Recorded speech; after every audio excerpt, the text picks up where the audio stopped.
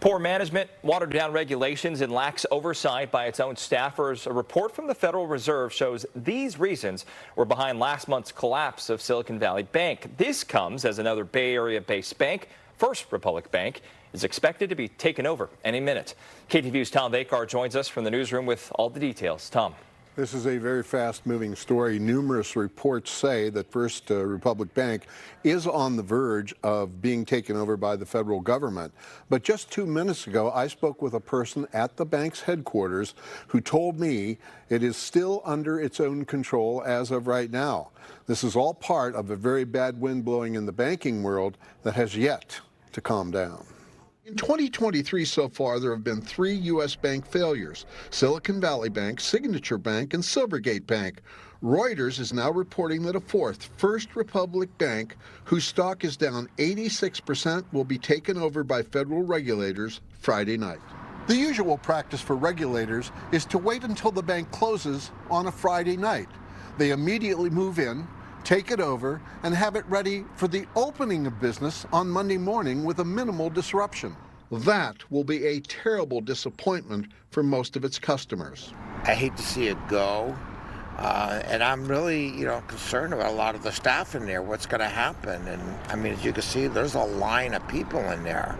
Every time you walk in, there's always a smile. If you have a question or a problem, you can call somebody. You don't find that in banks these days, and so it would be sad to see this bank go. There's a lot of blame to go around here. Former Golden Gate University Business School Dean and investment banker Terry Conley says in the scathing 114-page report, the Federal Reserve blames Silicon Valley Bank's collapse on many bad actors. The Fed says bank executives, managers, and board members who were already sitting on 31 federal citations failed to deal with them and make growth a higher priority than obvious risks. Unlike other banks, 95% of Silicon Valley Bank's deposits were well over the federal insurance limit and concentrated in a single industry that made it vulnerable to customer panics. How would Dean Conley grade them? Well, I would give them a grade that didn't pass the course. Curve or no curve. But the reports also blame Uncle Sam's relaxed regulations for medium-sized banks, as well as federal regulators who poorly enforced regulations or turned a blind eye to them. It's like the regulators kind of pulled them over to the curb for speeding, but then let them off with a warning.